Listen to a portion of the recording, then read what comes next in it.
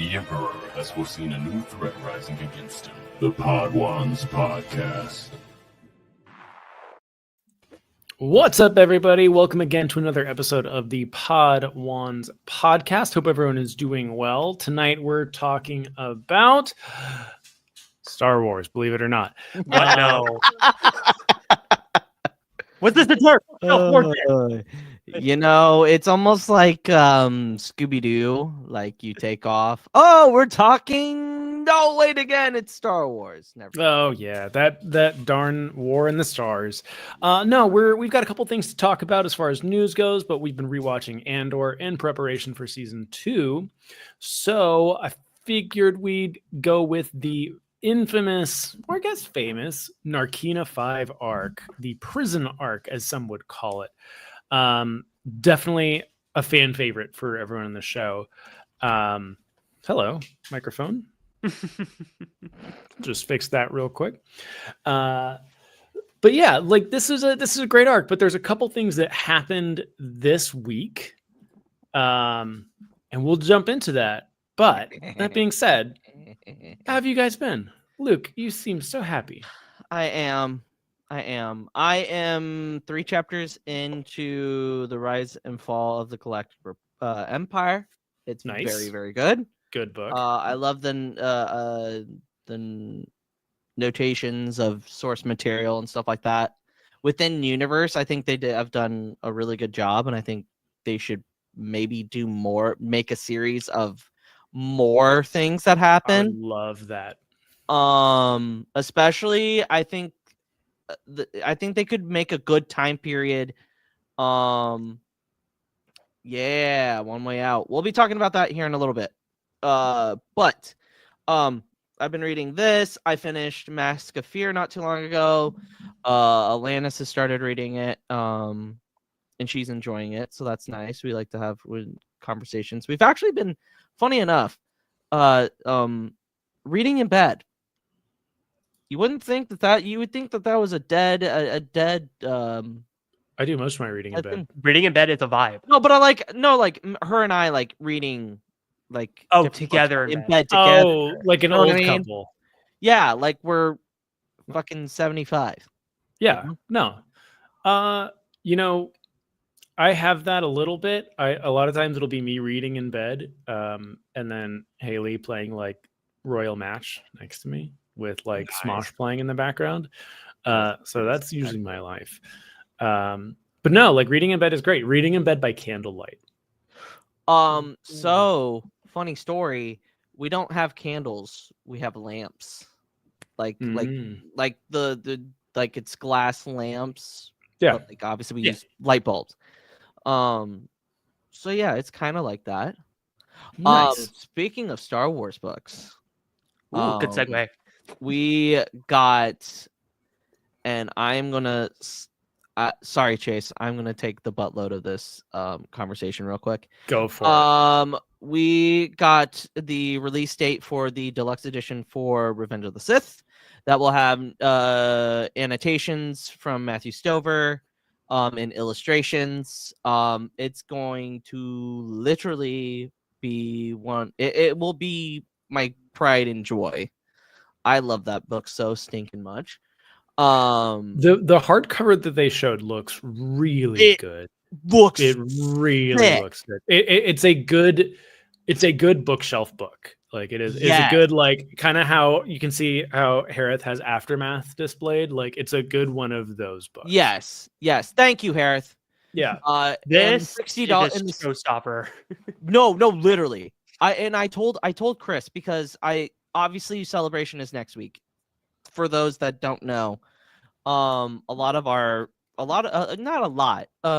handful of people that we know from the community are going to Star Wars Celebration Japan.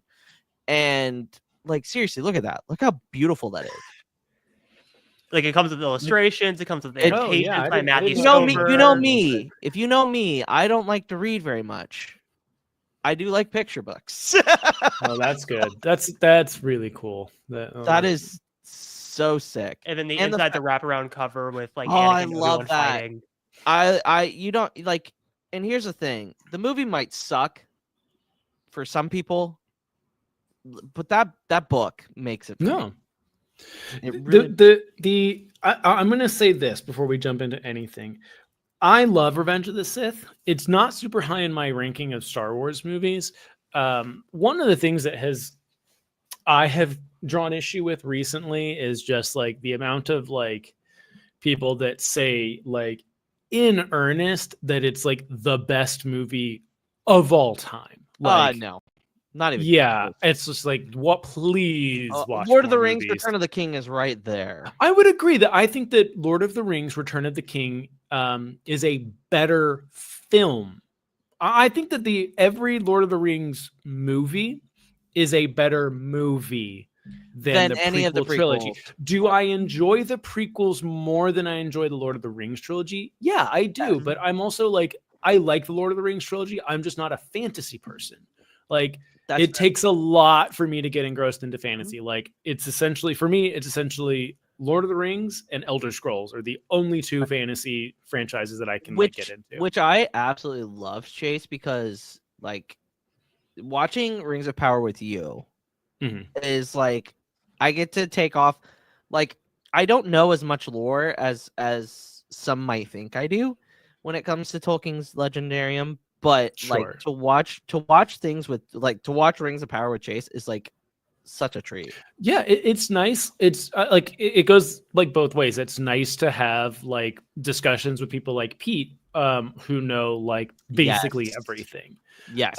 Where it's just like, oh, Jimmy Dimmy Dimdor is actually married to Glorfindel Liam Pinor, and they met in Kamalamador. Right. It is like, and I'm like, wow, I thought that was just a background character. Like, obviously, I wasn't on those discussions because like I purposely kind of moved myself out of those discussions because I was like, we can't just have Chase and I being the only ones that are like, I don't know what's going on, because I feel like there would be really much like to add there besides that. And like Chase is a really good person Numenor, for like I hardly know her. stuff like that. So it's like, I'm the same way with Chase though when it comes to Lord of the Rings, where it's like I love talking to you because you'll just be like, oh yeah, this thing and this goes to this and like Numenor and like connects into this, and I'm just like cool. Yeah, like, you just like add so many layers to the show. Also, speaking of Lord of the Rings, I know we didn't add it into the news segment. Do you want to segue that into a little bit? So apparently there's rumors going around that Universal London. I didn't know that Universal London had a theme park. First of all, that's being built because Universal wants to. So for context, Disney has a pretty good grasp on the international scene when it comes to theme parks, like Paris and Tokyo.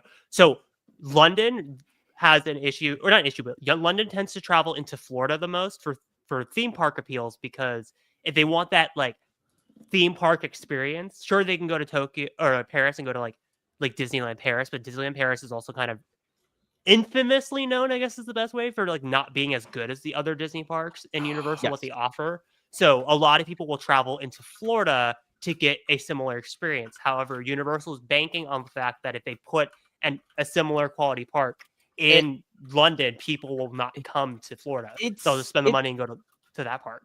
It's interesting because it's I think it's Lord of the Rings land, and then it's another two. Probably Harry Potter again, because that's Harry Potter, I would imagine. But like, it makes sense for Lord of the Rings to have a Lord of the Rings land in a Universal because it's in England. Tolkien is from England, so it makes sense. I don't know a ton about that situation. I think it's going to be interesting because London doesn't seem to have a lot of land to be able to use. It's a big island. Yeah, they already kind of big island. You can't walk across it. A map of like it would be like a direct train line to like another area out, like just barely outside the city. Kind of close to Oxford. Kind of like out by that area. Would make the most sense, right? Yeah, and then people could just train there. But no, so that's kind of new.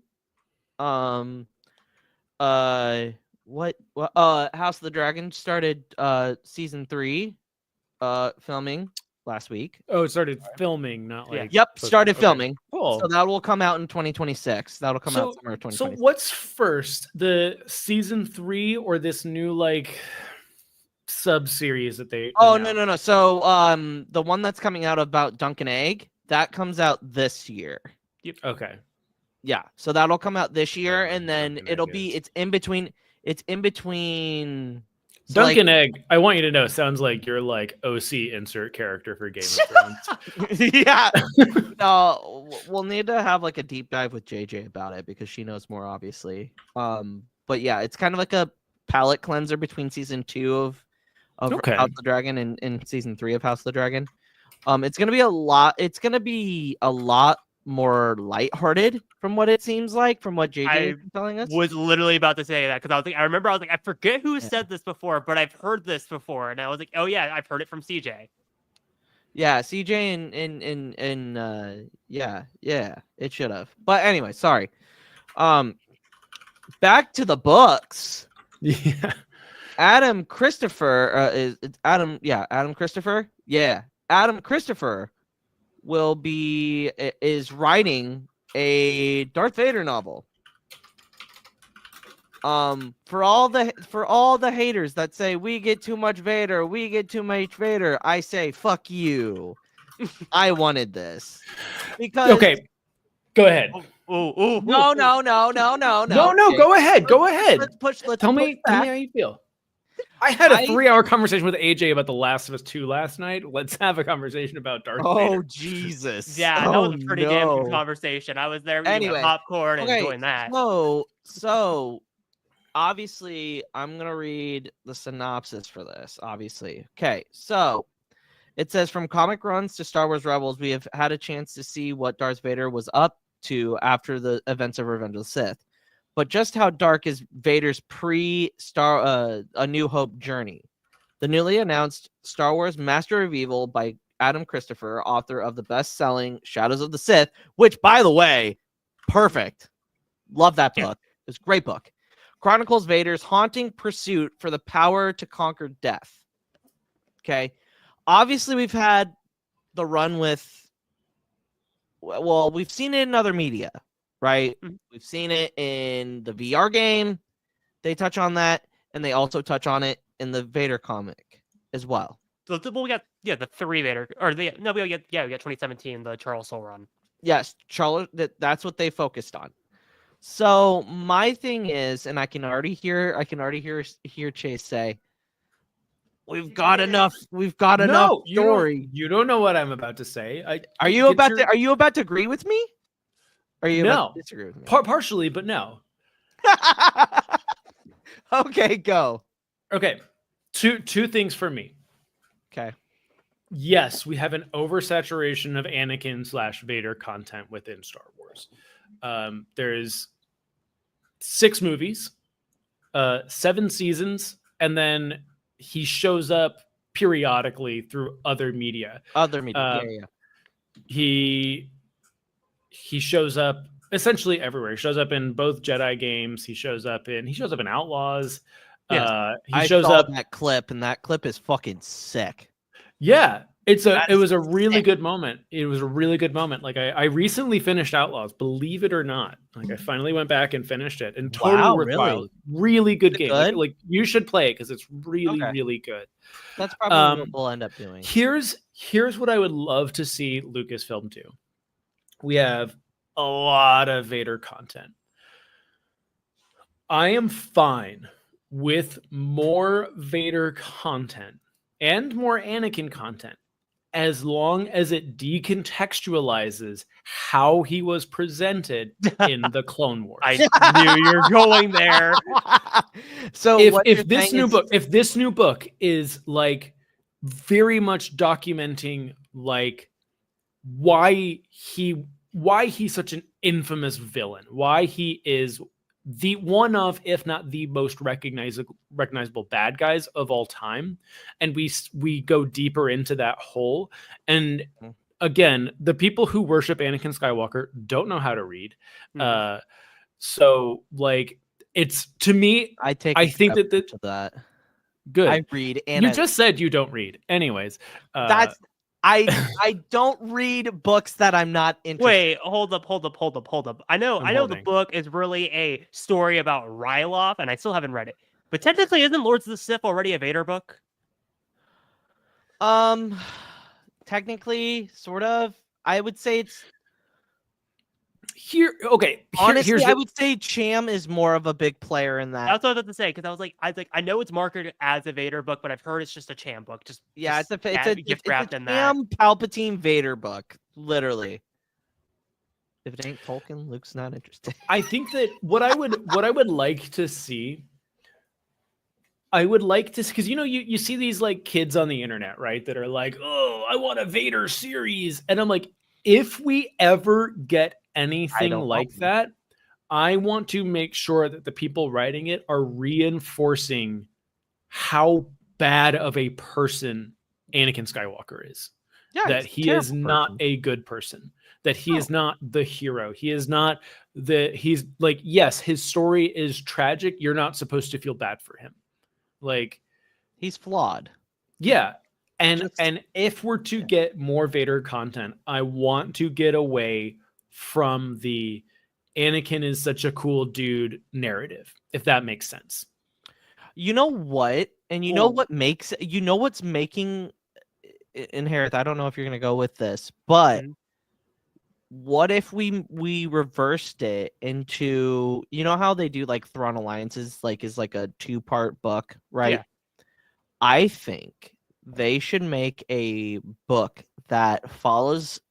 Obviously, what they're doing with Kylo Ren is interesting, like him going back and retracing Anakin's steps. Yeah, and learning like misconceptions about Anakin and being. I think it would be interesting if they did a side-by-side Vader Kylo story where they're kind of converging a little bit, but not obviously they can't because it's between 2 separate timelines. Sure, not timelines, but 2 separate times.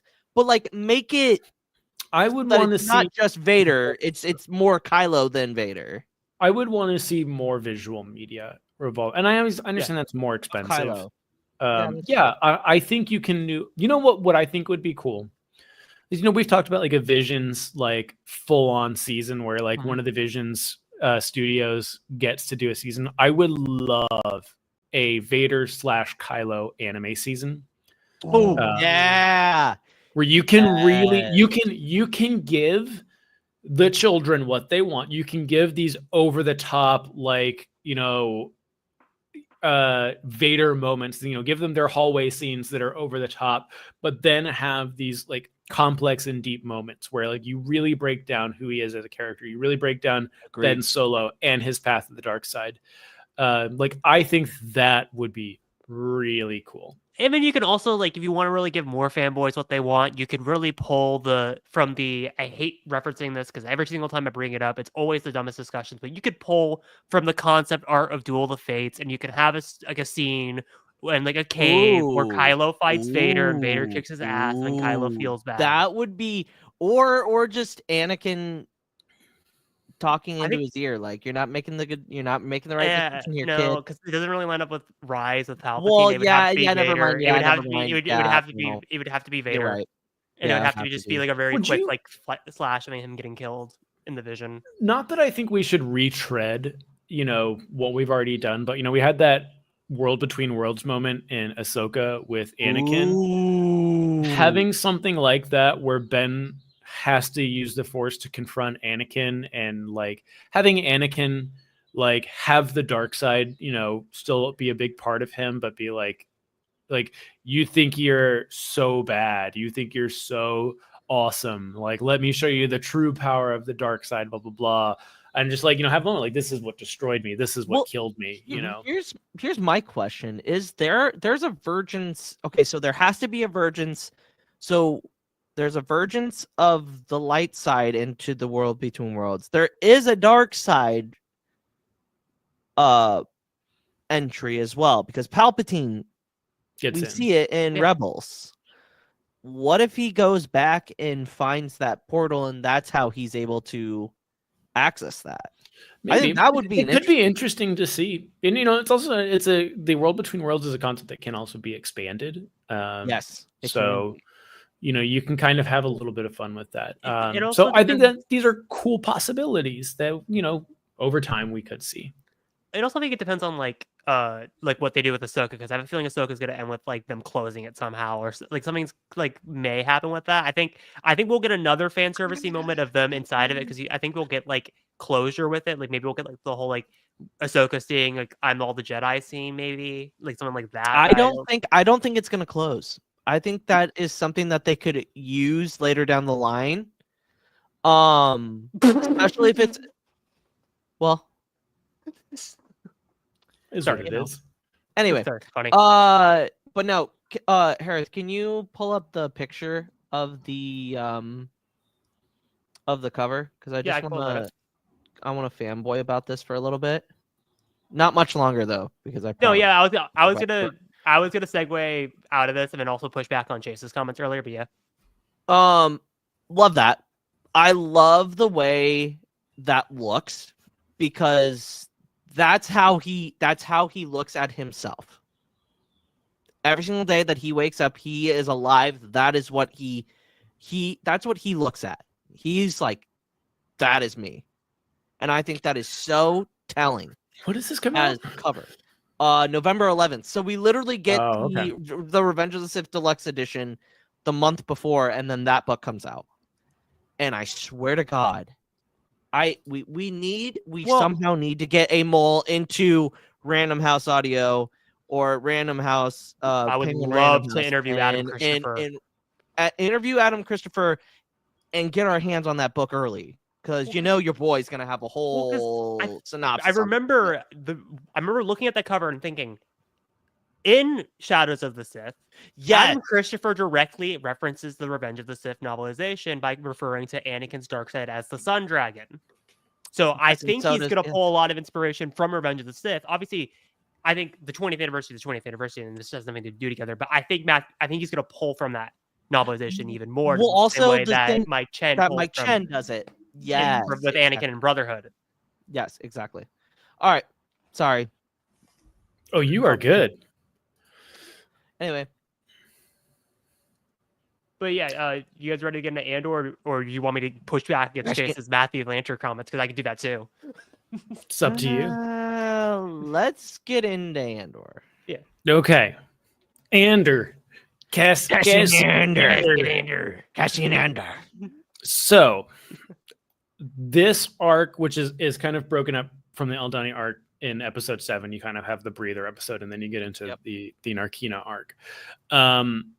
And man, like rewatching this, like I was it's funny because I was actually finishing up Mask of Fear while Haley was watching this arc entirely. And there's just so many elements of Mask of Fear, like at the very end, that are like tying in to Andor. What did I tell you? What did I tell you? It was a really cool experience to just like have the book in my hand and like have Andor on in the background and just being like, oh my God. Well, no, like specifically but like now that you have finished Mask of Fear, go back and think about that conversation she has with Luthen in that prior episode. I am the one with the most risk. I am taking the most risk, and she's been taking the most risk since day one. Yeah, and not to spoil it for Hereth, who hasn't read it, but like her heart is her sacrifice, and like listening to the speech and then being like, what do I sacrifice? Because I think one of the questions is when Mon is asking for all of this money and everything is like, well, what is of everyone, what is Mon sacrificing? And what we learn in Mask of Fear, Mon has sacrificed a lot and is going to continue to sacrifice, as we're going to see in season 2. Both her and Bail have sacrificed. Yeah. Especially in that book. But more Mon than Bail, though. Yeah, moving away kind of from Mask of Fear, one of the best parts of the episode 8, the first episode of this arc, is Cyril and Dedra. Yes. So fucking creepy. Oh, he's so weird. So good at being like so hot creepy. take. I don't want him to get redeemed. I want him. I to don't be either. free. I really don't. I think there's a chance. I think there's a chance they're going to do it, but I don't want it to happen. I hope they don't, because keep him as a scumbag. Everybody needs to be redeemed. I agree, but like I see the potential in them doing it because of the story of like, again, Star Wars is this trope of like one goes super dark, but the other kind of like sees the wrong and thing. I wouldn't want him to get necessarily redeemed, but I want him to be like, fuck, did I pick the wrong side kind of thing? No, I want him to be fully like, did you just see them massacre all those people? That's because of the rebels. Yeah, because like you could still have that moment and then just bam and just shot in the head. I think with Cyril, I think you have an opportunity to tell an interesting story in either direction, where an interesting story of where he realizes he's wrong about everything. And how I think it's one of those things. I think like in the same way that he is like clawing after Dedra, right? And Dedra's not accepting him. It would be interesting to see him clawing after the rebels and the rebels not wanting him, and how he has to reconcile that. Rejection. I actually kind of like that more, believe it or not. Low key. Like the rebels are like, nah, bro, we're good. We're good. We don't need you. I just imagine like a montage of like Cyril going to all the different major like rebel like camps. Like, can I apply? And they're like, no. And then like my name's even more extreme, like get out of my face or I'll shoot you in the head. My name's Cyril Karn, and I'm interested in joining your cause. Where do I sign up? You don't. Get out of here. That's the neat part. Yeah. And I do love the idea that he is so clouded by this really small thing. If we're like, and it's like, he looks at it as this huge thing of like these two corporate security officers that were murdered in cold blood. And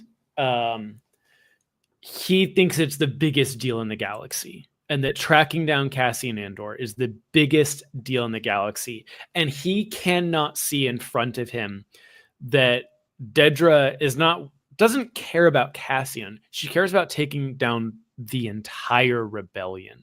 Mm-hmm. Like she sees that Cassian is, even if he is a part of the rebellion, he is the teeniest, tiniest cog, which she will be wrong about in the future. But like, I love that he doesn't understand that. And he is so gung-ho about everything that he just can't figure it out.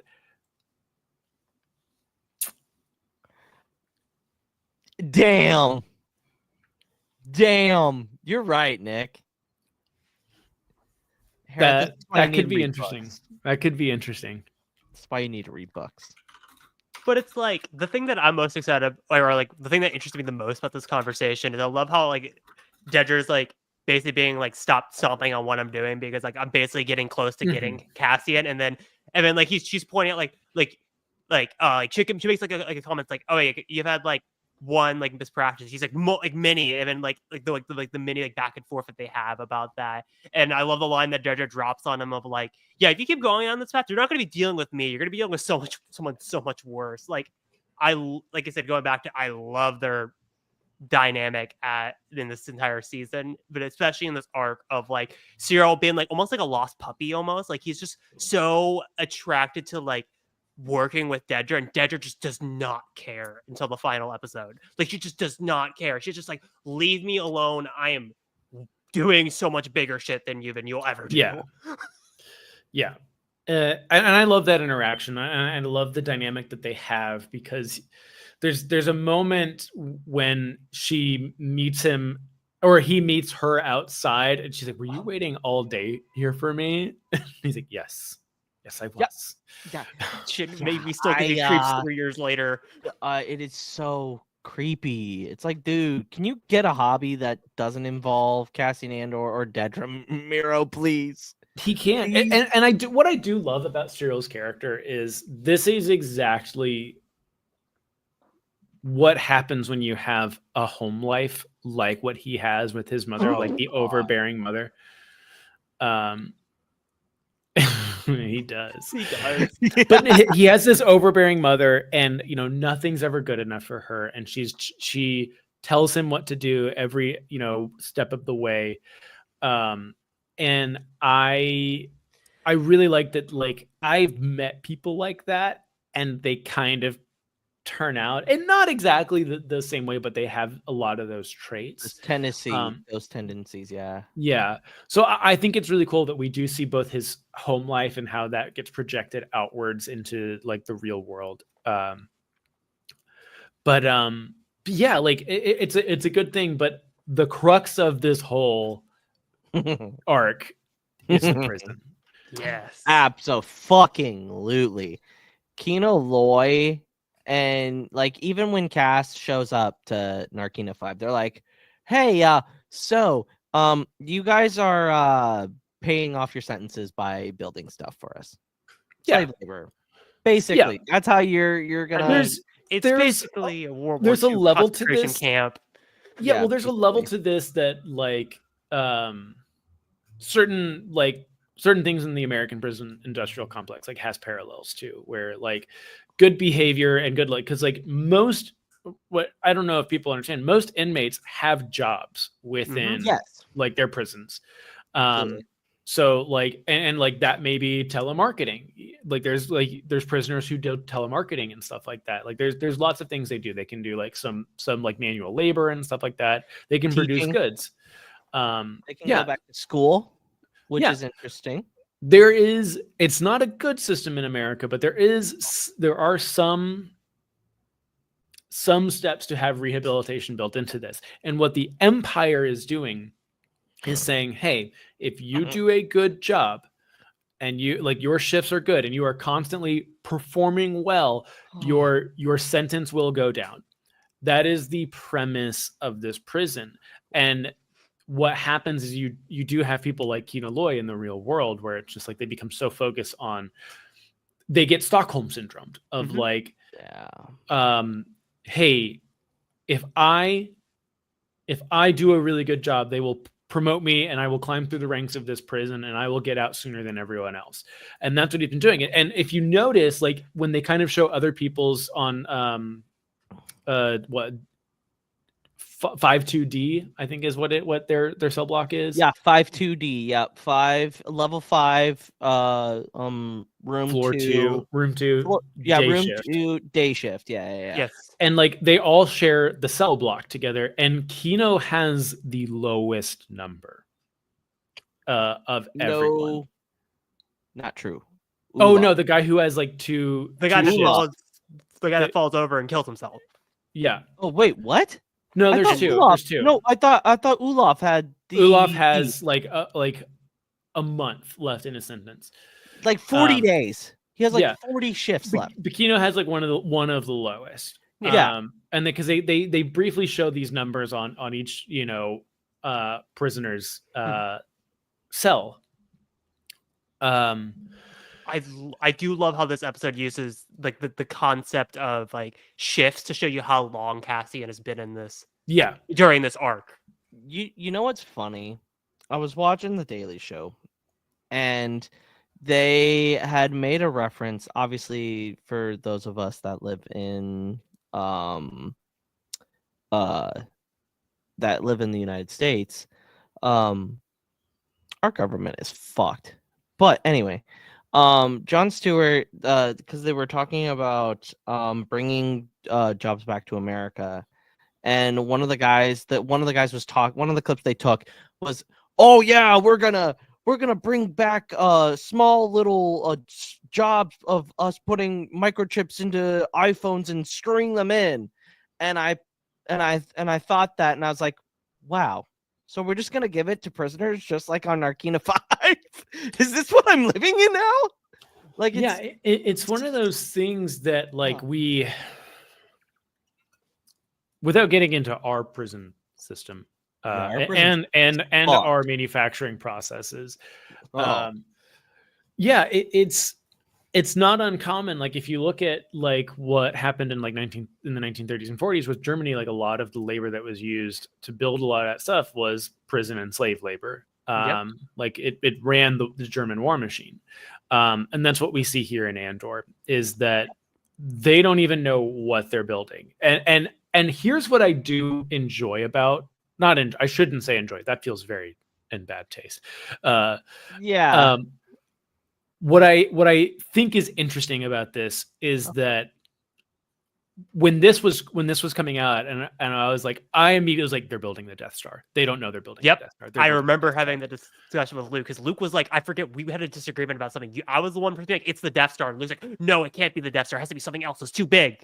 I remember having those discussions during the reaction. Well, yeah, now I'm like remembering that, and I'm like, Jesus, that's like the biggest, like because of what happens to him in Rogue One. Like, that's so poetic. He's building the thing that ends up killing him. Yes, and that's crazy. I do like, from like a technological and like mechanical thing, is that this could be anything. They are just building. What we find out later at the end of the show is like they're building like hinge pieces, like structural hinge pieces that like isn't it hinge pieces to the actual they're building the like the cross sections of the frame, the like skeletal frame of the laser, right? It's the laser. Is it? It's part of it. You kind of get a pan out of like the little robot drones putting these things in, because it's like you get that wide shot. Is that that's the post credit scene in the last episode, right? The final scene of the last show. So we see it come down. So it's those parts of the super laser, like the structure of the hinge of the disc, and it's just that skeletal thing, and it's just this small part in the grand scheme of like the Death Star. But it's like it could be anything. This could go to a building. This could go to a starship. They don't know what they are building. It's just a piece of machinery. You're just fabricating a piece of machinery. Like if you look at an assembly line for any factory, it's just like it doesn't look like a car or a piece of machinery until the whole thing's done. Well, like I love going back to the manufacturing of this episode. I love how when like Cassian's first introduces on his like first day, it's like the prisoners are trying to make a game out of it because they're so deprived and bored, and like so they're pitting against each other to see who built it the fastest, and like that's the only way they can really entertain themselves. It's not even something, but it's not even something that they came up with. That's how the system is made. If your numbers aren't up, you're getting zapped. Right. Yeah. And Kino, in the way Kino like explains the whole situation to Cassian is just so good. He goes, your job is to not fuck up. If you don't fuck up, then you make me look good. And if you make me look good, we're gonna be in good shape. Yeah. Like literally he basically tells Cassian, like, come to work. If you have a problem with another inmate, I'll know before you. Like he basically gives him the ground rules of, hey, if you want to survive, follow my rules. If you follow my rules, you'll get out of here alive. It's one of those things that like when we see, to kind of go towards the beginning of the prison arc, when they get zapped on the floor, when they first arrive. Holy shit. And it is one of those things of just authority through like fear and power, where they have probably, even under the Republic, or even if let's say that some of those people like grew up on separatist systems, like they probably grew up with some type of armed guard somewhere in their system, potentially, and here they are, and they just have cattle prods basically, and they can absolutely at any time just get rid of you. It goes back to what the overarching theme of this season is when it comes to the Empire. It's arrogance. They think, oh, we have this zap floor. No one's going to try anything. We have them all covered. No one's going to try anything. They won't figure it out if anything moves that's not actually on the floor. We can. No one's going to figure that out. They'll comply. And it's literally just giant smokescreen. It literally goes back to what Cassian said to Luthen in the first arc. You literally just have to act like you are one of them, and you'll fit right in. They won't even know. And the way Cass is able to adapt, right? So like, kind of jumping a little bit ahead, after that first shift, right? He gets zapped twice. I don't remember. I can't remember if we see him get zapped with his table. I think it just happens, and it happens off screen. But when they come back, when he goes to his like they're explaining the whole quarters thing, and then Melshi start to question him about Pord. Yeah. The decree. Yeah. And the fact that they were talking about Aldani, and Cass just like doesn't react because he doesn't want to give anything away. But he's like, it's almost sad in a way if you think about it, because he is the reason why these sentences are getting so much longer. Yeah. And that's one of the reasons why he does not say a word. Yeah. One of the lines in here is, one of the cellmates that he has, says, well, what are you in for? And he says, I didn't do anything. And it's what I think is interesting about that is the guy's response is, there's been a lot of that recently. That's what I was about to mention. Yeah. That's it's like, it feels like very earnest, like they are just bringing in whoever they want. Very much like 1930s Germany. just if we're like, gonna be really honest. If you are in the wrong place, you look at and Cassian's, obviously Cassian did the Aldani heist, but no one knows that.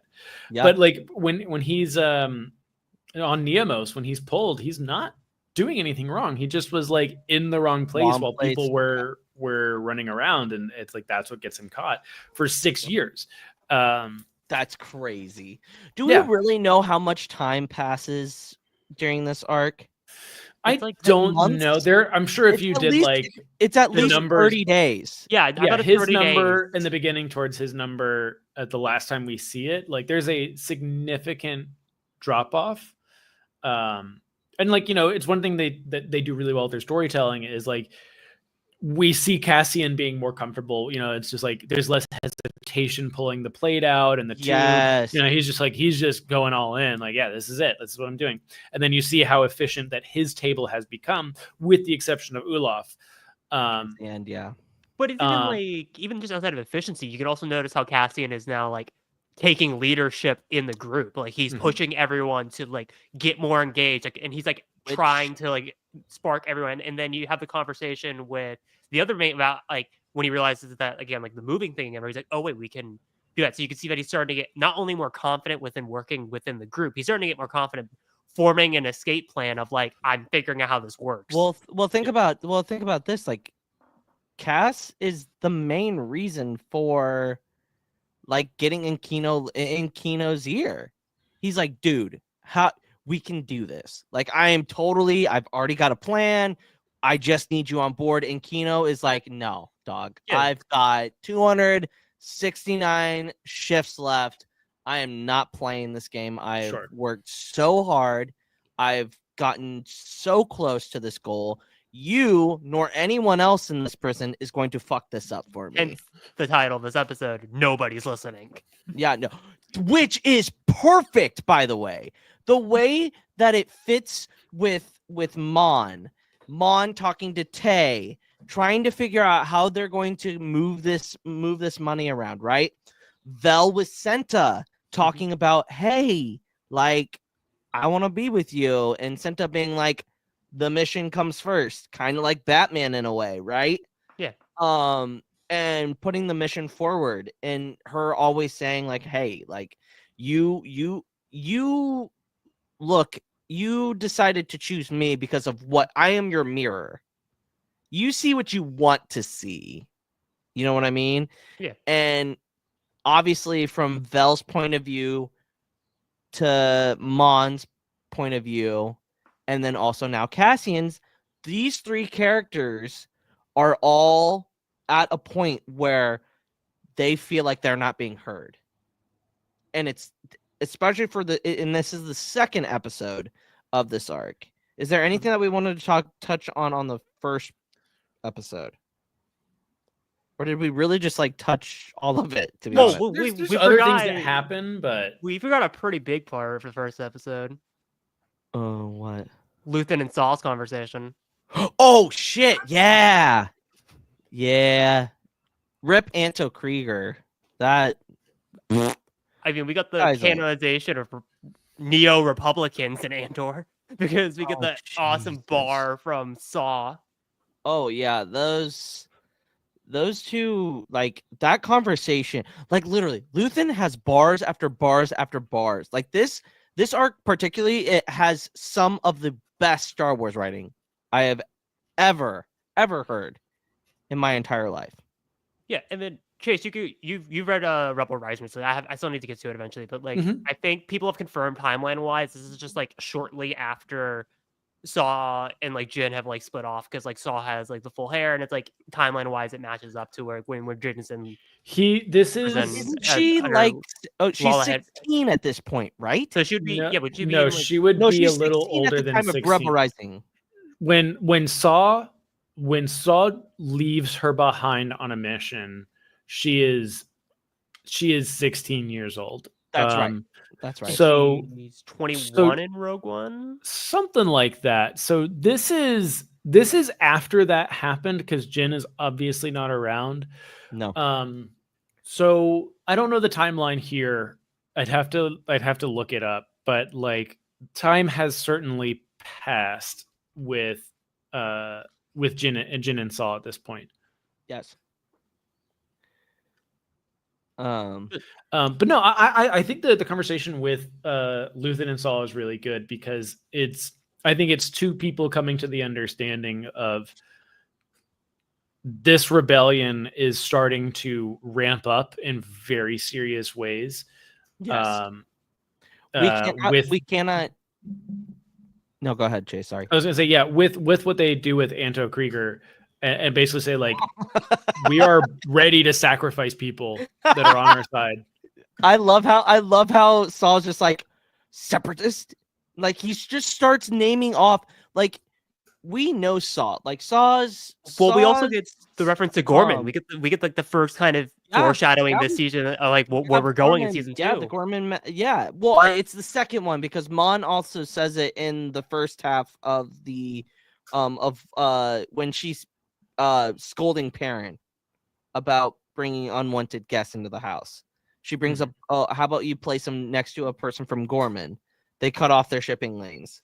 So it is technically the second mention of Gorman in this season. I think it serves a good purpose because I think absolutely. Where they introduce Saw is it gives you that perfect mirror because you've had Luthen, who is this very extreme like figure, but he's still kind of like hold off a little bit and has this persona and is still kind of playing both sides. Who's kind of like the perfect in between Mon, and then you get Saw, who is just full blown like into the cause. It's all he cares about, and he cares only about his people. Because you get that mention in Aldhani in that setup of like you don't want to be with the Parsons because if you work with Saw Gerrera, he's a little crazy. Like so they bring him in the prison arc because it's like now you get this contrast of Luthen, Mon, and Saw.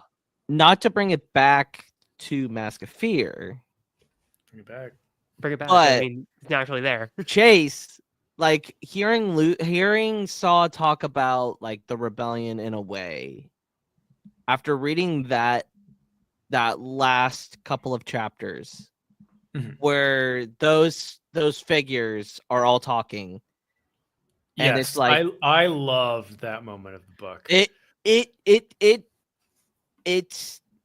It really opens your eyes to where Saw is even at this point in the rebellion. You know what I mean? Like him for the four, I would say maybe 4 founders of the rebellion, right? Mon, I would say Mon, Luthen, Bail, Saw. Those are your big 4. Those are your big 4. Whether Luthen becomes part of the rebellion in these next 2 books, which I think they have to explain him as a character before. I think Luthen Andor. will be a primary character in one of these 3 books. I wouldn't be surprised sure to be the hope so. protagonist of one of them. That's what I'm saying. Like, I mean, because the three main protagonists of Mask of Fear is Mon, Bail, and Sujin, which you don't know Sujin. He's new. Yeah, he's a new one. He's a separatist assassin. Ooh, okay. Yes. Super cool character. Super cool character. A failsafe of the separatists if they lose if they lost the Clone Wars. Actually. Their Kmart version of Operation Cinder is like is cybernetically enhanced assassins. Kmart It's version crazy. is insane. Yeah, that- not to like beat a dead horse. You should read the book; it's very good. But no, I think that when we tie it back to Andor and all this stuff, like the meeting that happens is really cool. You get lots of good moments in that, and but no, I think because we'll talk about this next week with Diet and the Force as well. That brings up a good point. That brings up a huge point. Oh my god. Yeah. Oh.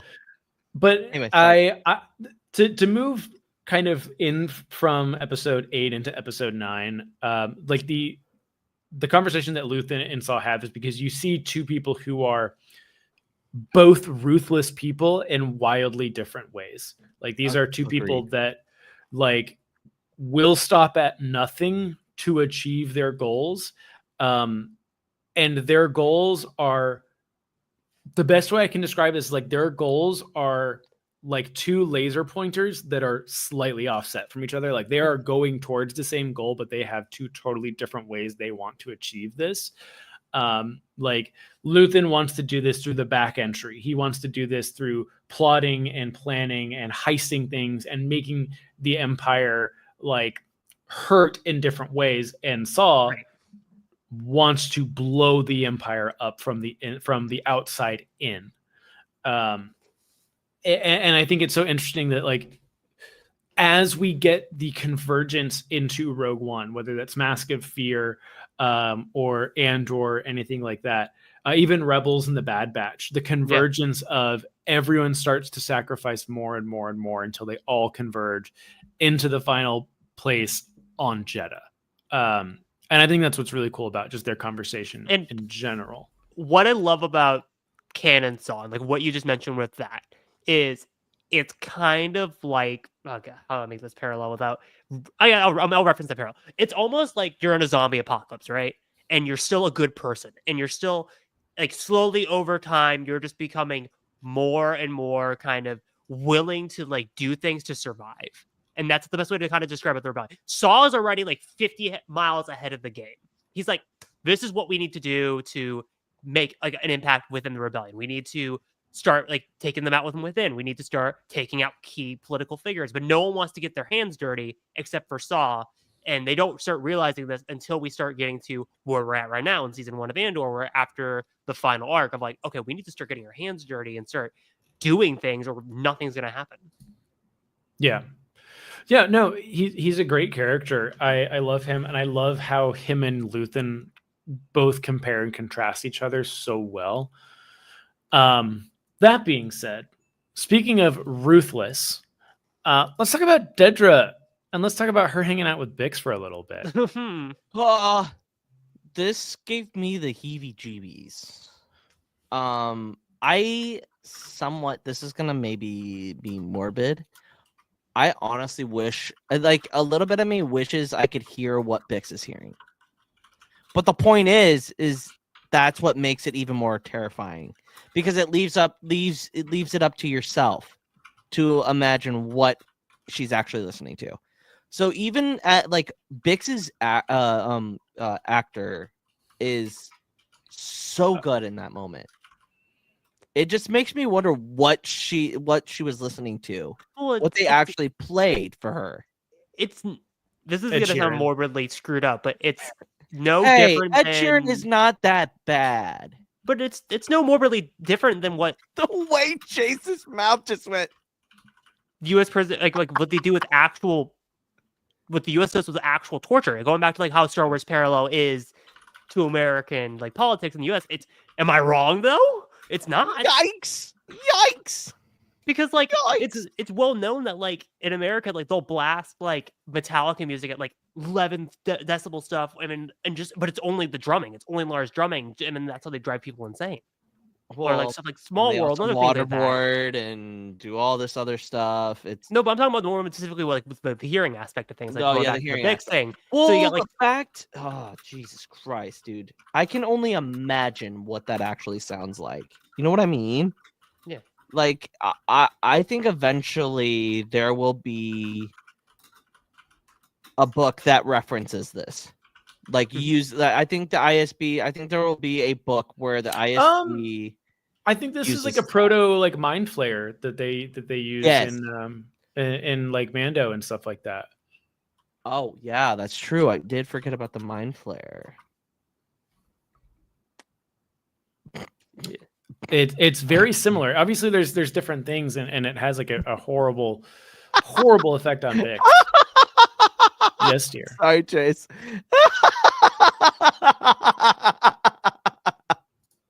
Jesus Christ. Are you reading that? Did you read that, Chase? I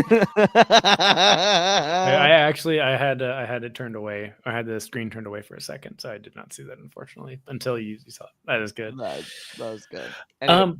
But yeah, no, it's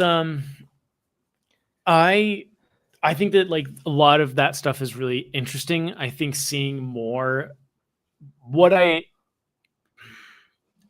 again, not to sound weird, I love seeing how Andor and more modern Star Wars is showing more of how horrible the Empire was. Yes. That like I think the more room we leave for the potential discussion of was the Empire evil, the better. Like yes. Like get it to the point where there's no discussing support. it. There's no support. Like anyone claiming that is just wildly misinformed or just trying to get clicks on a YouTube video. Ignorant. Or just truly ignorant. Yeah. There are people out there that are ignorant. Yeah. You would be very, very shocked. And obviously we were interested in Dedra and like Aldhani, but I feel like this is these like 3 episodes of the episodes. I mean, obviously the finale of like where you're just like, holy shit, Dedra is like the central antagonist of the show, and it's not even close. And it's like everything that she does in these 2 torture scenes, you're just like I forget the actress who plays Dedra. I feel so bad. Like the way that actress plays Dedra is like with her facial expressions and the way like she's leaning down and like really just doing like morbidly effed up things to break Bix. And then like later on in this episode, like the ISB scene of them discussing why didn't you take Marva instead? And she's like, no, we need someone to kind of stand back and just kind of complain about it. And you're just like, what's true? Fuck? No, but which is true. What she says, we're using her as bait. If he's going to come back, we have to have her as bait. She's too old. She's too frail. She would never make it through the interrogation alive. And they need, and she's more useful to them alive than dead, which parallels Empire. to Empire Strikes Back. Interesting. But no, I love the fact that she tells the guy, keep him here. I want her to see him. And then she plays it off like she didn't mean, get him out of here. What are you doing? Like master class in that. Because she, like, seeing him already puts Bix down. Like, she's already in the hole. Like, she is already 3 steps behind, and she's got to catch up. And she just can't at this point. Ooh, I actually kind of like this parallel that CJ just made. Dedra is someone who believes that the ends justify the means, except instead of justice. Like Cyril, her end is a promotion and power. Yeah, absolutely. She's Empire ride or die, baby. Cyril just ride or die Empire, baby. Cyril just feels like he's doing something, even though he's just typing on a keyboard. It's so interesting to see Dedra Miro's character, and she is just the Imperial boss bitch, you know? She gaslights, she gatekeeps, and she girl bosses her way through the galaxy. Oh, absolutely. But getting away from Dedra for a bit, because we talked about obviously Cassian getting more confident in Narkina 5 and like the whole him going into the bathroom and like trying to like create a leak so that he could try to like disable their like electrocution system. Let's get back into more of the last thing early in this episode is the reveal of Vel being Mon's cousin. Yeah, this was like, I remember when I was watching this, like I had to do a double take. I was like, that's Vel? What? I think that's great. I think it's one of those things of when you see what she was doing at Aldani and you compare that to what life she probably has been used to for so long, there's a lot to like talk about there. It reminds me of like the conversation I had with AJ about Abby from The Last of Us 2, of like someone who comes from privilege. Like, can you that level of privilege, I should say, like, can you redeem it? Like the amount of wealth that Vel and the Mothmas have accrued, and again, this is touched on in Mask of Fear as well, it is substantial. And like, is someone like Vel, who is, you know, obviously trying to make a difference in the galaxy, but like, how much difference could you make, you know, when you have probably hundreds of thousands, if not millions of credits stashed away in a bank account somewhere, that if the going gets tough, you have a backup plan. And I think that there's an interesting thing there, and I wonder if they'll touch more on it in season 2. What I like about it, and obviously I don't know if they talk about a Mask of Fear, or they're going to do it down the line. I love the idea that Mon planted Vel with Luthen, and outside of her talking with Luthen on a daily basis at the within the art house, but like it's kind of helping her kind of get a window into she Luthen, knows more of what's going on than Luthen is telling her. Because again, like we established in episode 4, she doesn't really fully trust Luthen and feels like he's gonna just jeopardize everything for himself by putting Vel there. It just adds layers on layers and layers like to the drama within the rebellion and like what's going on between the three sides. Yeah, it's a really cool thing that they had her in that position. I think it's really interesting. I like the choice. I don't think I don't like the choice. It's just one of those things, like I was so taken back by it, and I think there's lots of implications that can be had furthering that story of like, she is a spoiled rich girl and she is playing in the dirt in hopes to save the galaxy. There's an interesting story to tell there. Like there's a book to be written about that. And I like that a lot. The one thing, because this, if I'm remembering the order of the end of this episode, when we go back to the prison, and they start to realize what's actually going on in the prison. I think it's on floor 4 or cell 4. Floor 2. Floor 2. Yeah. 2. The guy gets his sentence on 4 is done, but they send him back to 2, and the folks on 2 get pissed off and they're like, fuck this shit. If he's getting sent back, then the rest of us are gonna be what's gonna happen to us? You're just gonna get tossed around. Yeah, you get the conversation with Kino where he's like, "What are you guys talking about? Like, why you guys? What's take you so long? Like, to just like communicate with hands?" And then you get that whole argument between him and Cassian about like, does this even matter? And then that's when you get the stroke incident that Nick mentioned earlier. Yeah. And it's one of those things of like, I like the way that they kind of like. Cassian obviously had suspicions about it from like, you know, it's like, yeah, I was literally standing outside. They don't know who I am. They gave me 6 years in prison for that. There's no way that, you know, they're gonna play fair here, even in the prison. And Kino doesn't want to hear it, and very few of the other prisoners, I think, want to hear it. And I love the idea of the prisoner medic. Like the officers won't even step in for this. Like they have people who can do this, that are also prisoners, and how he handled, you know, it's basically there's no point in helping Olaf, and they're just going to send him, and he's just going to keep getting shocked, and he's going to die anyways. Let's just let him go. Yeah. And then when Kino has the final realization that it's not 200 days you've got left, bro.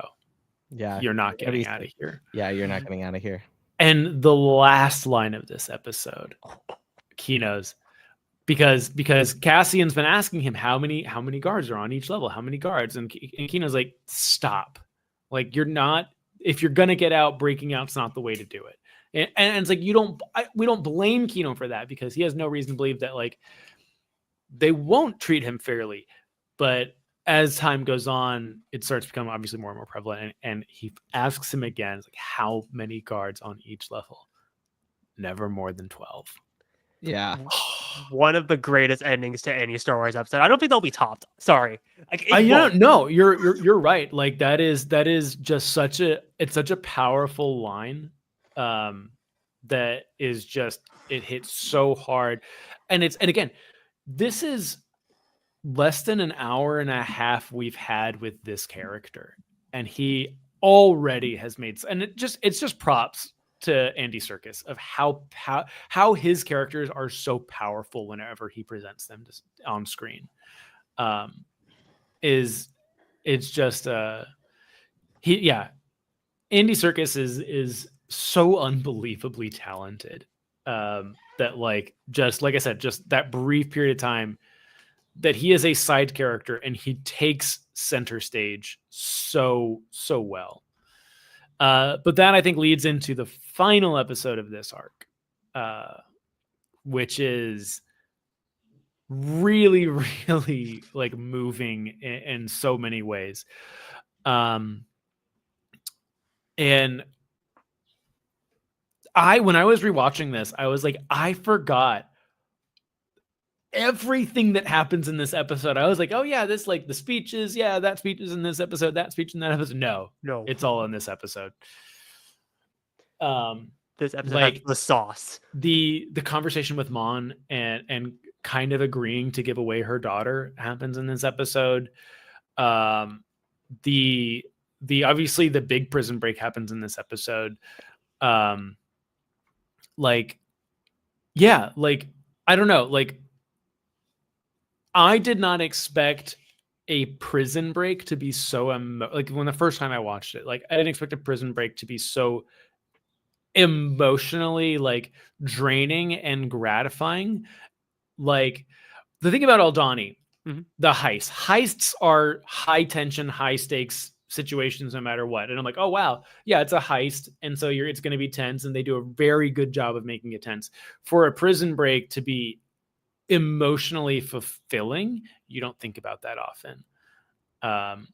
What Nick just said, this arc overall is so impressive because so much happens in 3 episodes, but it never feels overstuffed or rushed at all.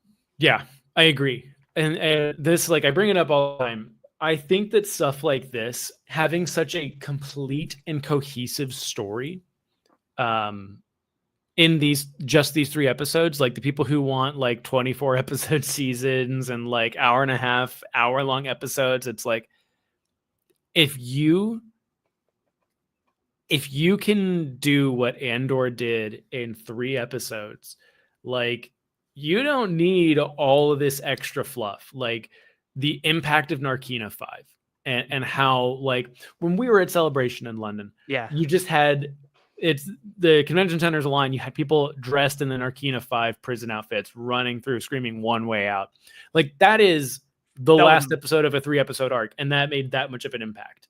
Well, like, because back in the Celebrations beforehand, like that was obviously new because that was the most recent thing that came out at the time previously. But before we had like the Wilrow hoods running through, and like that was cool, but like nothing really happened. Like the one way out, I remember standing in the middle of the convention center and just seeing people run from one side to the other side, and I was like, wow, this is so cool. Like I was just so memorized by the idea of, and like you said, it goes back to the impact of this episode. Like this episode is so memorable and impactful that it inspired people just to do it. Like, and like it's such a simple outfit to do for Celebration. Yeah. It's just white shirt with orange patches on the side and then just white pants. Yeah. No, it's a really, really great episode. I think there's so many things about this episode that hit really, really hard in all the good ways. Obviously we talked about like Mon, you know, and again, like we keep bringing up Mask of Fear. Mon's sacrifice in Mask of Fear is very much felt, like what happens in that book. And there's like a good metaphor in that book for Mon's sacrifice, but then understanding what she's doing to sacrifice for the rebellion because she needs to move credits around, because organizing these heists, organizing this stuff. Hi, Chewie.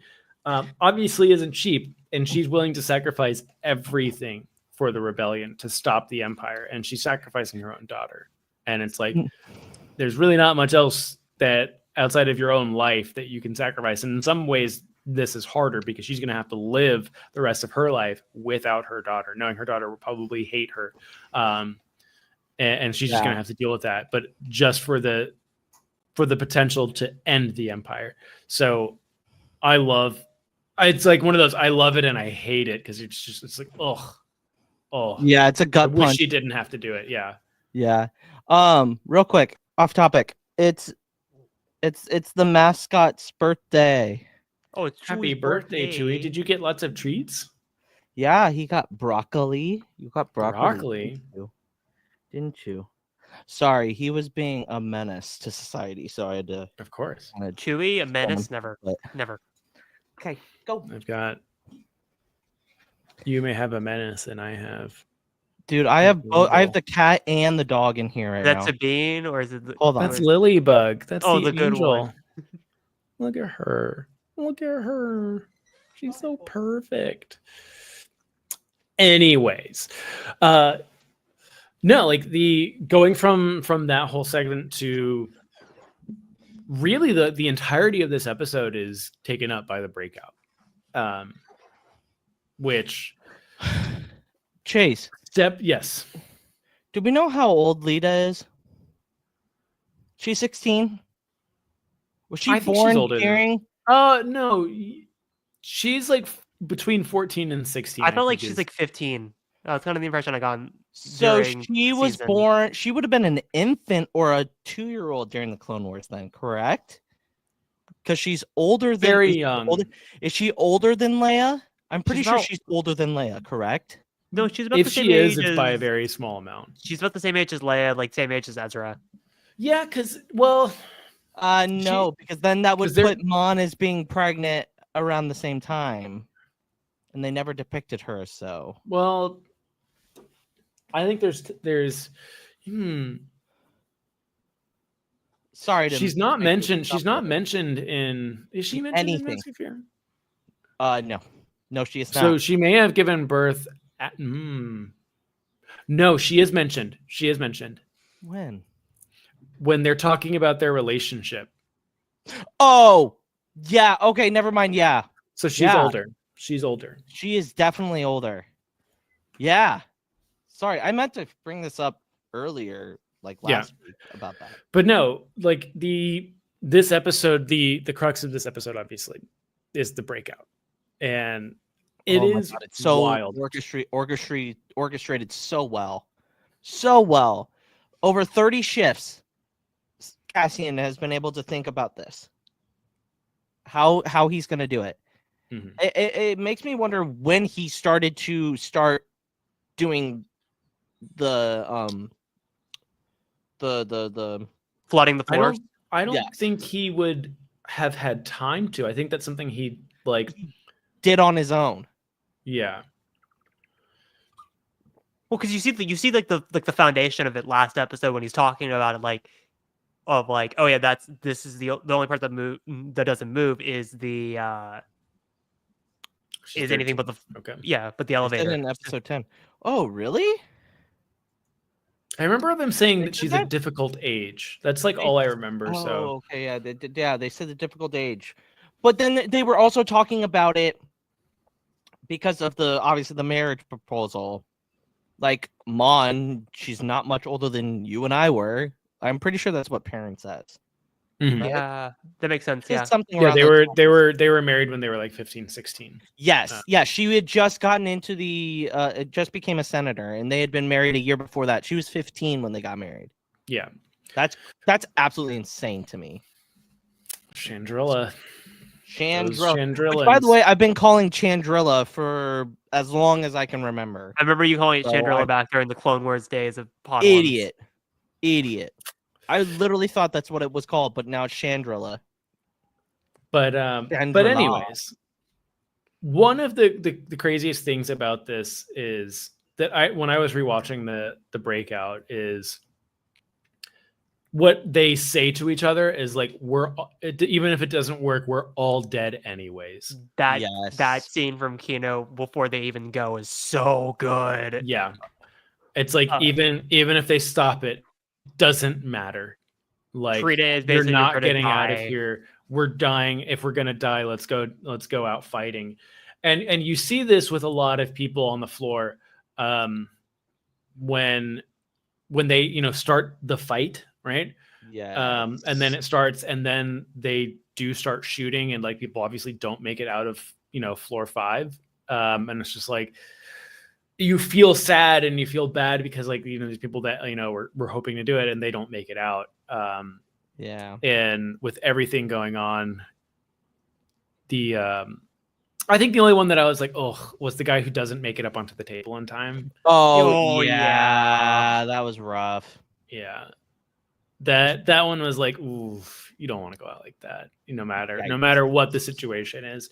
But I love how this is like playing step by step, and like that it's like they don't really have a full plan, because like when they kind of start telling the other floors to do it, it's like whatever you have to do, climb, figure it out, get up there.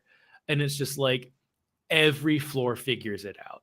And I think that's so cool that like there's no like they don't have to press the master, like they could have done something cheesy like press the master escape switch and it's like it lowers all the elevators the perfect amount. I like how it was done. Yeah. Right.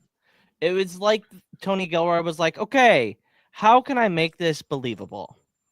Yeah. Right. Like to the fine details of like when Cassian like has a blaster and like he hears someone come around the corner and it's just another prisoner and he's like he's got their gun, he's got his gun ready, like these small details. Or when he's like or when he's like shut the power down right now, do it. Mm-hmm. And the guy goes, it's hydro, like it will take weeks to get it, and then he's like, I don't care, turn it off. Yeah, like that's how prison breaks work. Like they will do whatever they can to get out of that situation, whether they have to kill anybody or not.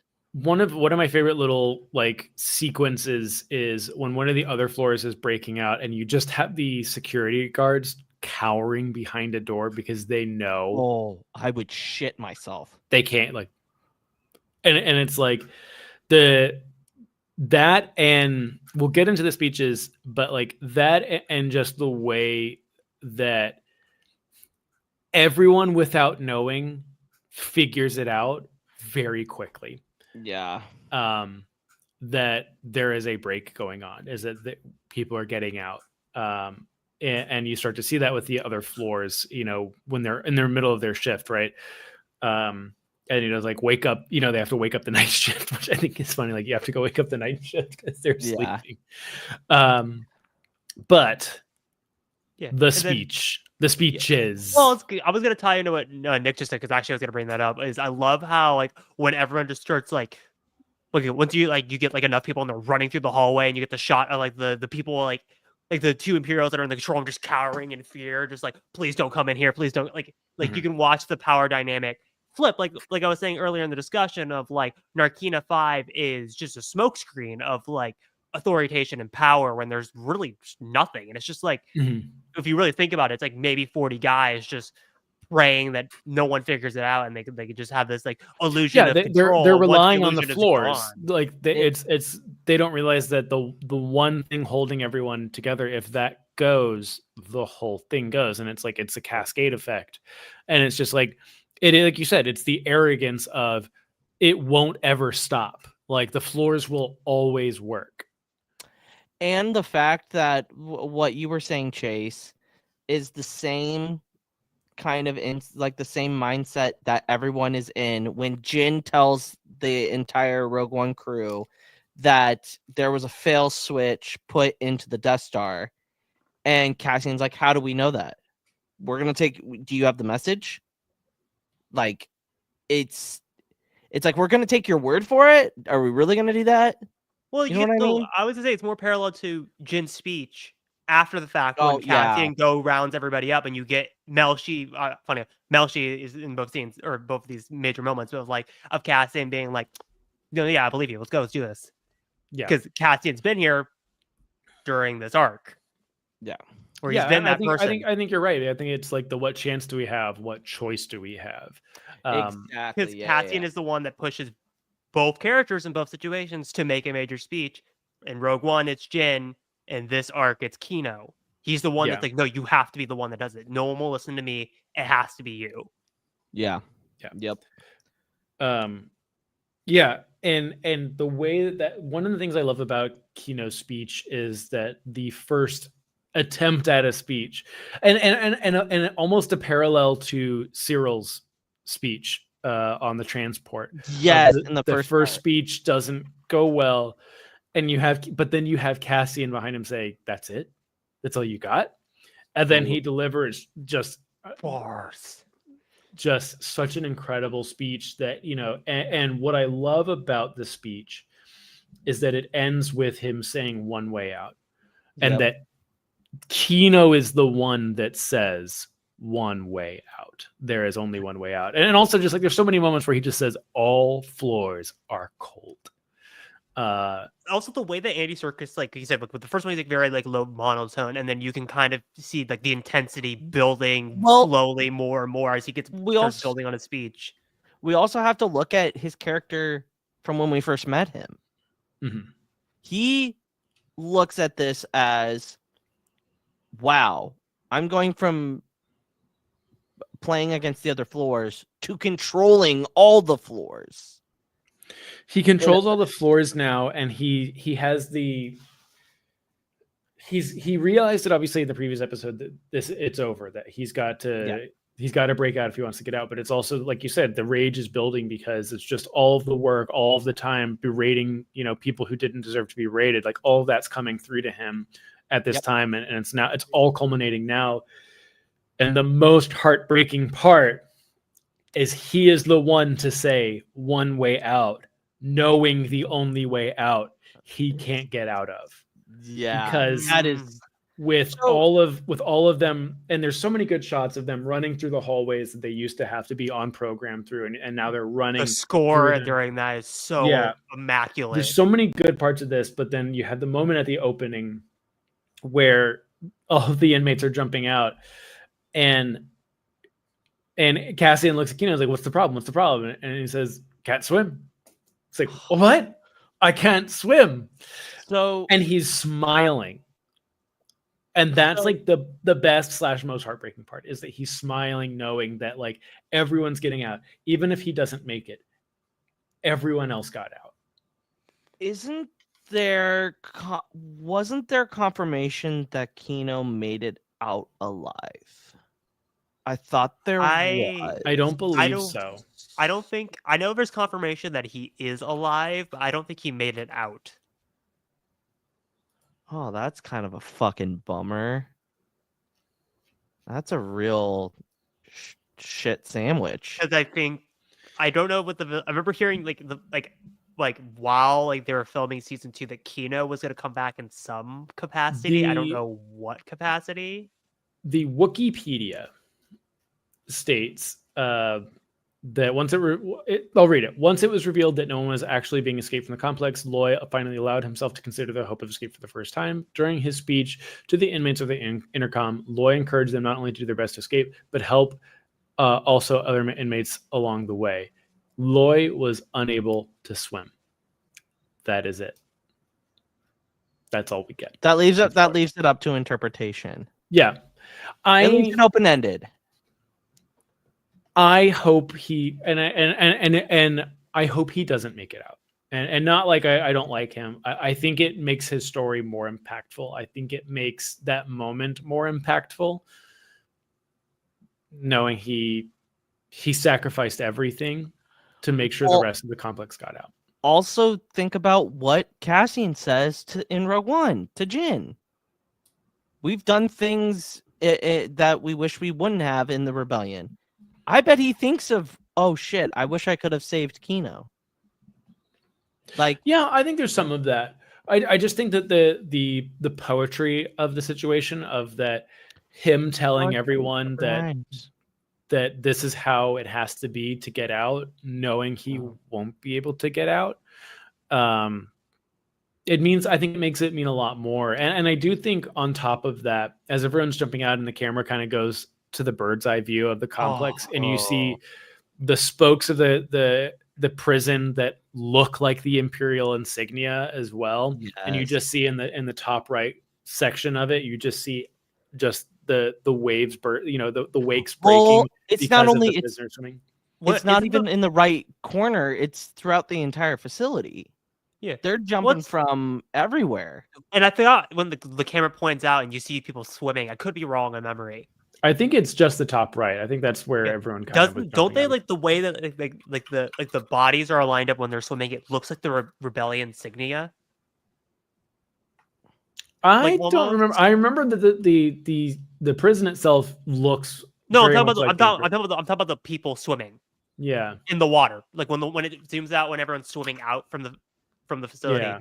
The way that the bodies are lined up looks like the rebellion logo. That does not. That looks like people swimming. Okay. That just looks like people swimming. Yeah, it's the top right is where they're all swimming out of. Anyways, I think it's great, and I think it's great that it's him and it's Andor and Melshi also making it out together on the beach. I think that's great because it just ties into Rogue One a little bit more. But on top of that, in this episode, bangers don't stop. For real, because then Chase, sorry, gotta stop you. Bottom left. Bottom. Are they coming out the bottom left? Yep. Bottom left. So I see it. Top left, top right, bottom left. Yeah. No bottom right though. That's interesting. They zoom in on the top right is what they do. Yes, because that's where Cassian and all of them are. So the blur, it bird's eye view, and then it like rotates. It rotates this way. Mm-hmm. Yeah, there's people going from the bottom and the top. All ends. Yep. Sorry, I had to because I was genuinely curious. Totally fair. Sorry. Go ahead. But yeah, when we get the moment with Lonnie, our Imperial spy, making his way through the Coruscanti underworld, I thought was really cool. And when he gets into that elevator, and he pulls that little, comm unit, and you hear Luthen's voice. And here's the crazy thing: if you've seen Chernobyl, the first time you hear Stellan Skarsgård's voice is just like that. It's on the phone. That's crazy. Yeah. So it really, watching it again after seeing Chernobyl reminded me a lot of the first time you hear Stellan Skarsgård character in Chernobyl. But then God, he's in a ton of great shows and movies. He's really talented. He's phenomenal. But I also love how accidentally the person that's working for Luthen is the one that accidentally lets the cat out of the bag that Cassian could potentially be connected to Aldhani, which is the thing that just pushes Dedra over the edge and like makes her go all in on the fact that they need to hunt down Cassian to find like the center of the rebellion. So it's like this, like I said, it's just the layers that Tony is adding of like, oh shit, yeah. Like Luthen planting him is actually the thing that topples almost everything over. Yeah, and then we get maybe debatably the three best like dialogue sections in all of Star Wars are all in Andor. Yes. Like Kino speech, Luthen's speech, Nemec's manifesto, and Marva's speech, I think are the top four. And then you had Jin Rogue One, and then there you go. There's your Obi-Wan Kenobi, the ending with him talking to Leia. Talking to Leia is good. I would give you that. I think that in the main movies, there aren't really any monologues. There's not. No, besides Leia's plea and Jin's speech in Rogue One. One in Jin's speech in Rogue One. There's not. I am all the Jedi. Well, we get Poe. That's not a. We do get stuff with like Last Jedi and Rise with like Poe's speech at the end, like of like motivating everyone on Crate, and then you get the Rise speech about like this is your father's fight, your there's your good father moments, grandfather's but fight. I don't think they stack up or compare No, to they don't. what Andor has to offer. And I think Luthen's speech, like that's the best speech. It's the best speech in Star Wars, hands down. It's not even close, in my opinion. Yeah, I will say that I there's something about Marva's speech that really resonates with me a lot. Marva's. Yeah. That I think is really good. Fuck the Empire in there though. That'd been hilarious. Yeah. But I just imagine like someone at like Lucasfilm or Disney going, "Do you really want to put fuck in the show?" So Andor was the first time to introduce shit into Star Wars. Mask of Fear has ass in it. I thought we had shit. Ass has been in Star Wars before. Yeah, because we have ass in the sequel trilogy. I thought there was shit in the sequel trilogy. No, the first time we got shit technically is in Queen's Peril when someone says Sith shit. Yes. Yes, that's right. That. Yes. But the first time we hear someone say shit is in Andor. Yes. I don't think maybe we will get a fuck next season. That would be great. I hope. That'd be so off-putting, but I hope Cassian gets to say fuck the Empire in some way. Or Cassian or Brasso or honestly B2. Can you imagine fuck the Empire. Fuck the Empire. What did Marva say? Fuck the Empire. Wait. Hold on. Okay, so I'm gonna try to keep this on track. Do we think B2 is going to just be implanted into K2? No. I want B2 to be on his own. I think he deserves it. If B2 dies in season 2, I will cry many, many tears. Well, yeah. He's gonna die.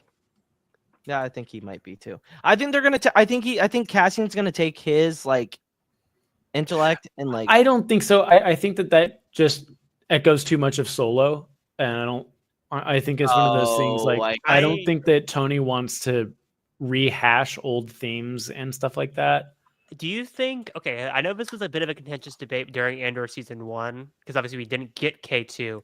Do you think they will retcon the comic with K2 and Cassian and then I think they will imagine his origin? Or do you think they're just going to jump an arc and then Cassian suddenly with K2? No, I think they're going to introduce him. I think they're going to retcon that, which is fine. I would rather I don't care. I don't know. I don't give a shit. I know it could be like someone's like entry into Star Wars comics, but at the same time, like it was kind of just an okay I'm sorry. It didn't really matter. It didn't really matter. We're talking about live action here. Sorry. But anyway. Comics don't matter. But no, like speeches. Luthen's speech, to bring it back, to kind of wrap it up, Luthen's speech is so impactful. And like when you break it down like line by line, prose by prose, like it's very intense, and you get a lot of Luthen's character just from that monologue. Agreed. The I wake up every day to an equation I wrote 25 years ago. 25 years ago. Yeah. Like he's been planning this. Yeah, he's been planning this for a very long time. Like shortly after the end of the Clone Wars. If not right before it ended. Yeah. Like he's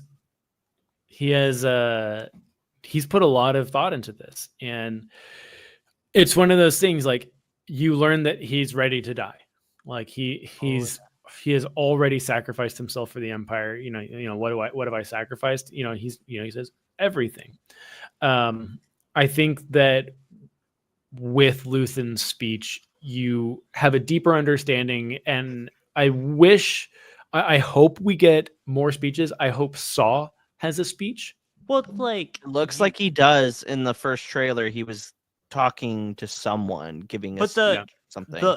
The line that obviously you mentioned like the equation thing, and then the last line, the line that like sticks to me the most during Luthen's speech is, "I'm damned for what I do, and I'm damned for what I don't." And like the way that you can break down that line so many different That's ways. not. He doesn't say it like that. Oh, do you want a rendition? Do you No. want to? Come on, Chase. It was so good the No. first time. I already forgot it. Damn. Wow. But I remember he doesn't say that. He says he's damned for what he's done, but he doesn't say what he's he says, "I'm damned for what I have done." Yeah, it's not for what he won't do. There's so many aspects of that. I'm content to use the tools of my enemy to defeat them. And I think for me, the most impactful line is I forfeit my life for a sunrise I know I will never see. And I think that is the most impactful line, is that there is a very intense level of selflessness with Luthen. Dedication. Is that it's not about him. It has never been, will never be about him. It's always about the cause. And I think there's a little bit of a contrast there to Saw, where I think Saw, in some ways, not his like main character, but he enjoys it. He likes what he does. Yes. He is enjoying. He wants to be the hero of Onderon. He wants to be the savior from the Republic, or savior from the Empire, I should say. Yep. He, to some extent, likes that. Likes being chaos. He wants to save the galaxy, and he wants the galaxy to be a better place to be. But if it means he is kind of the hero in a way, he's cool with that. Hot take, and this is how we'll end the podcast. I think Luthen dies at the Gorman massacre. No, I think I'm not going to say no. I say yes, but let me explain why. Okay. Because of this speech. Because of this speech, he's willing to do whatever. He straight up says, "I'm willing to lay my life down," or however he says it. Because, and we've talked about this ad nauseum, he wants the Empire to slip up. He wants the Empire to react, and we know that him and Cassian are together. At least from what we can put. I think the way that they're going to send off Luthen will be on his own. I don't think it's going to be a thing where I don't think Luthen dies in battle, if that makes sense. I think something will happen where he knows like he can't make it out of, maybe they have another heist or something like that, something going on. I think what kind of, I don't know if Nick is kind of like leaning, I think Cassian could kill Luthen.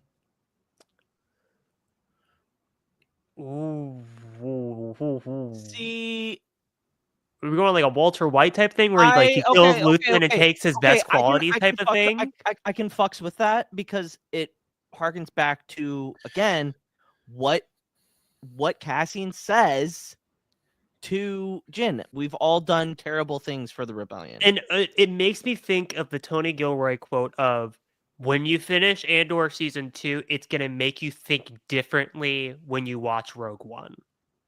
How could you do that? You have Cassian kill Luthen and steal his qualities. Well, and it also, again, harkens back to that speech. We've all done terrible things for the rebellion. The one thing I would love to see, and I don't think it's likely, I want Mon to kill Luthen. Mon to kill Luthen would be the second most interesting option. I don't think she's nope. I can't say she's not got it in her because she's obviously she's got it. She's got that dog in her. I was about to say, did she have that dog in her? Hey, Hereth, you ever listen to the band Sublime? No. Damn, it didn't work. Damn it. I forgot the first one. You're gonna do Imagine Dragons? I'm kidding. No, he's not gonna die of Vader. Vader's not gonna be involved in this. If that's what you're thinking, I'm gonna say I don't want it. No, I don't want Keep him Vader away from the show. I want whatsoever. the max I want is Palpatine. Vader, get him the fuck out of the Palpatine, show. I think has a potential to show up. Palpatine, I would love. Palpatine would be interesting, but I also think that we don't need Palpatine. I think Grand Moff Tarkin would be just fine. I think we're getting Palpatine just because we see his pedestal.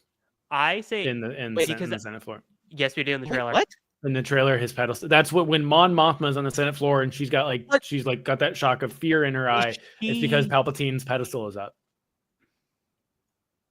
But the center pedestal of the Senate rotunda is up in that trailer. Do we know if he was there when she gave that speech? Because I don't think we do we know don't if know. he's there. We don't know what the. But the thing is, be really, she really is saying the monster will come for us all in the trailer, right? And in that same trailer, you have like the horrific, face that she's giving, and then it cuts to the center of the Senate floor, and his pedestal is up. Because I'm assuming Maz Amata has just been in its place for all these Senate meetings, but I wouldn't be surprised if the Gorman massacre happens. Kind of I know we said we don't like repeating beats in Star Wars, but kind of like the Bad Batch. Yeah, in like season 2, where it's like, when he flips on Rampart. Yeah, this is such an important advantage. Yeah, this is such an important moment for the rebellion. I have to show up and snuff it out. Well, okay, so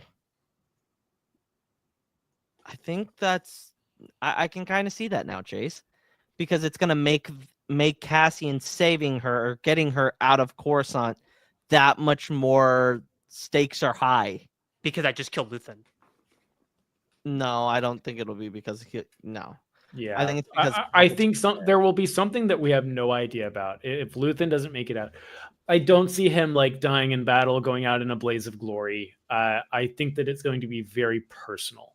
I think that death is there's going to be a lot, the same weight we got with, the I can't swim moment, the same weight we get with Nemec on the hospital bed after Aldhani. I think it's going to have that same weight. You know what I want out of Luthen's death?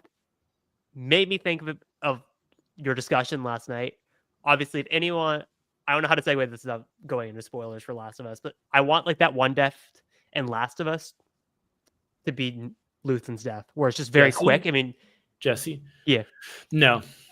Where it's very quick and just bam. I mean, you're just like, that's fine. That's fine for a side character and to have like an impact for a side character. I think for a character as important, you want as more Luthen of a main. You want more of a je ne sais quoi club effect. He will not go out without saying something. Agreed. Like there will be something said that will be a very heavy moment when he dies. If he dies. He's gonna die. He could, yes, to die. Oh no, Nick! Why are you spitting bars right now? Because I could see that. Like the Gorman massacre, before the sunrise the next day, and it's just very like Luthen's maybe talking about something, and then Luthen's talking about going back. I could see Luthen for some odd reason being like, "Oh, maybe this isn't a good idea," and Cassian's like, "Nah, you already started this." I don't think it's going to be quick. I don't think we're going to get a Last of Us. I don't think it's going to be like Solo or like Cassian on Kefrine. I genuinely feel like it will be a very big moment when he dies. Yeah. But that being said, I think it's a good spot to wrap her up here. It's always good to talk about Narkina, join the Narkina Swim Club.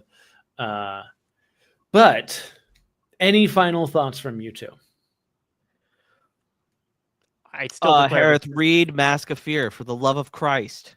I mean, besides the Mask of Fear thing, I still declare. I know Chase, you said like Aldhani is your favorite arc. No, it's Narkina 5 all day. I'm a one way. No, Aldhani's still my favorite. I love Narkina. It's like right up there, but Aldhani is like my favorite. All the tension of Aldhani and the beauty of Aldhani, I think just can't be beat.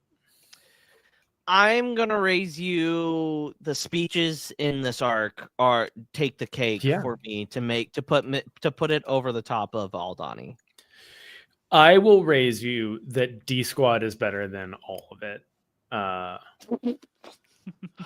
Damn it! It goes all boats back to D Squad, back to Chase's PowerPoint. What if we see? Wait! Hold on. Hereth, you need to save your game. last ditch effort. Yeah. What if we see Meeber Whack? Gaston Oh, as a general in the rebellion? Yo, now we're spinning bars for Andor season 2. Now that's a Can story I you can get believe behind. that would be so fucking funny?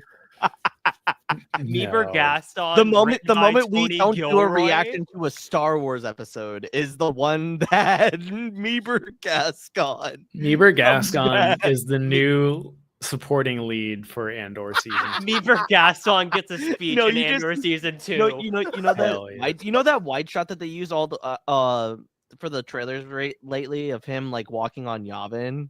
It's like you pan out and there's just Meeber Gaston just walking next to it. What a good character. What an improvement that Meeber Gascon made to Star Wars as a whole. Anyway, Oh my god, no. Ugh. Now we Luke, can't where top can I that. find you on the internet?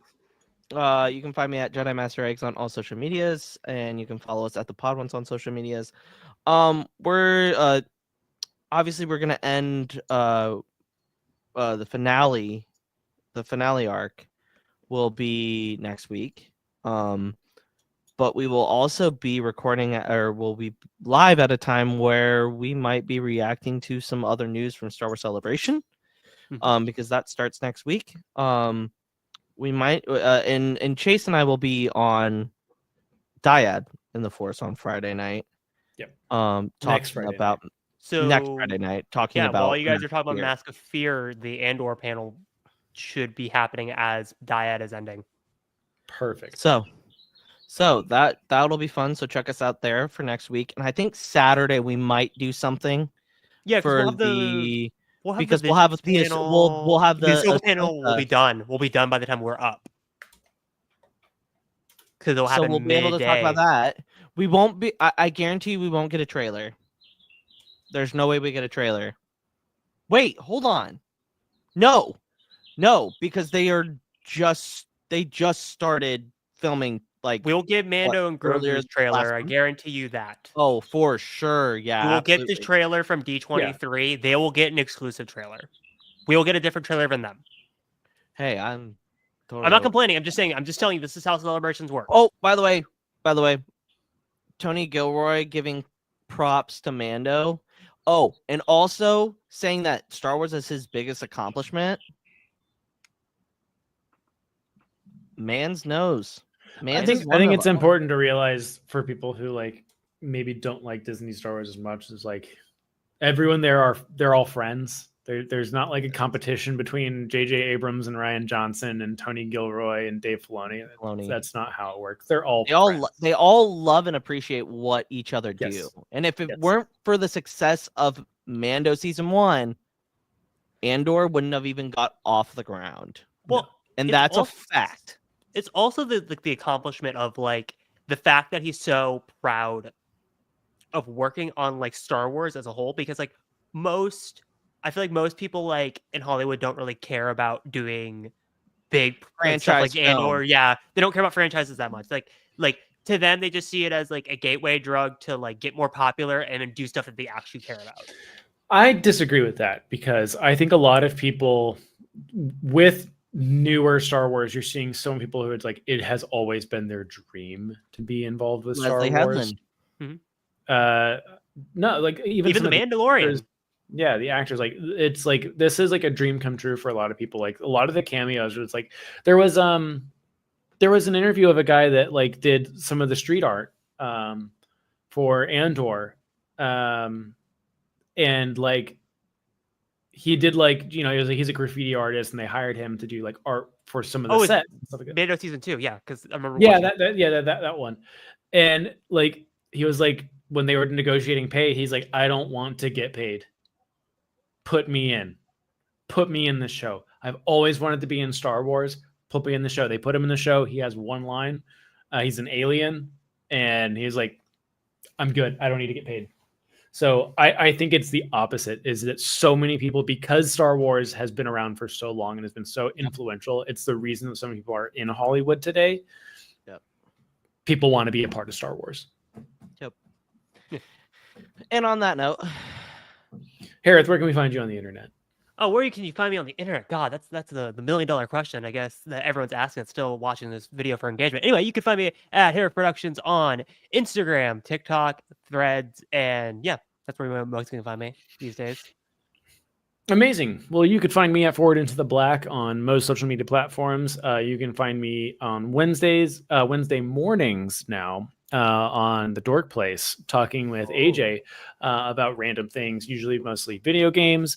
And then next week, I will be with Luke on Diet and the Force, talking about the Mask of Fear. Anyways, thanks to everyone who hung out in the chat. Thanks to CJ and Nick and all the new faces that we got to see today. Very much appreciated. If you don't mind dropping a like, if you're not subscribed yet, hit that subscribe button. And we will see you guys next week.